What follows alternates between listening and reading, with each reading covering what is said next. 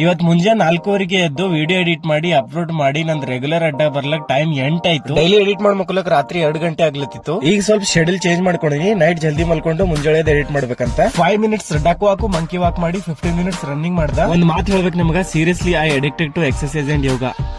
Sir good morning. ಯಾಕೋ late ಮಾಡಿದ್ರಿ ಇವತ್ತು? ನಡೀತು ಆರಾಮಾಗಿ ಮಾಡಿ. ಲಾಸ್ಟ್ ಅಲ್ಲಿ ವಜ್ರಾಸನ್ ಮೇಲೆ ಮೆಡಿಟೇಷನ್ ಮಾಡಿ ಇವತ್ತಿನ ಎಕ್ಸರ್ಸೈಸ್ ಬಾಯ್ ಹೇಳ್ದ. ಮನಿಗ್ ಬರತನ ಇವತ್ತೊಂದ್ ಟ್ರಾಕ್ಟರ್ ಕಲ್ಲು ಇಳಿಸೋಗಿರೋ. ನಮಸ್ಕಾರ ಎಲ್ಲರಿಗೆ. ನಮಸ್ತೆ. ಮನೆ ಕಟ್ಟೋರ ಡೈಲಿ 7ಕ್ಕೆ ಬಂದ್ ಕೆಲಸ ಸ್ಟಾರ್ಟ್ ಮಾಡ್ತಾರ. Wow, Prateek Roshan style. ಬಂದು ಮೈ ತೊಳ್ಕೊಂಡು ರೆಡಿ ಆಗಿ ಊಟ ಮಾಡ್ಲಕ್ ಅಂತ ಕಟಿ ರೊಟ್ಟಿ ಸಬ್ಸಿ ಪಲ್ಯ. ಈ ಪಂಚಮಿ ಹಬ್ಬ ಸಲಕ ಪಂಚಮಿ ಹಬ್ಬದಾಗ ಜೋಕಾಲಿ ಆಡಸಲೆ ಕಸ್ಟಮರ್ಸ್ ಹಗ್ಗ ತಗೊಂಡು ಹಂಗೆ ನಮ್ ದುಕಾನದಾಗ ಥೋಡೆ ಆಯುರ್ವೇದಿಕ್ ಐಟಮ್ಸ್ ಸಿಗ್ತಾವ. ಇದಕ್ಕೆ ಅಂಬೆ ಹೇಳೋದಂತರ ಗಂಟ ಅರ್ಶಿನ್ ಟೈಪ್ ಇರ್ತದ. ನೋಡ್ಲತ್ತಿದ್ದಿನ ಎಲ್ಲರಿಗೂ ಶೇರ್ ಮಾಡ. ಇಂತ ಮಾನ್ಸೂನ್ ಟೈಮ್ ಗರಂ ಗರಂ ಹಚ್ಕೊಂಡ್ ಮಲ್ಕೊಂಡ್ ಬಿಡ್ಬೇಕು. 1 ಅವರ್ ಮಲ್ಕೊಂಡ್ ಎದ್ದೇಳತನ ಈವ್ನಿಂಗ್ ಟೈಮ್ 6 ಆಯ್ತು. ಶಾಪ್ ಎಲ್ಲ ಕಸ ಗುಡಿಸಿ ಒಬ್ಬರು ಕಸ್ಟಮರ್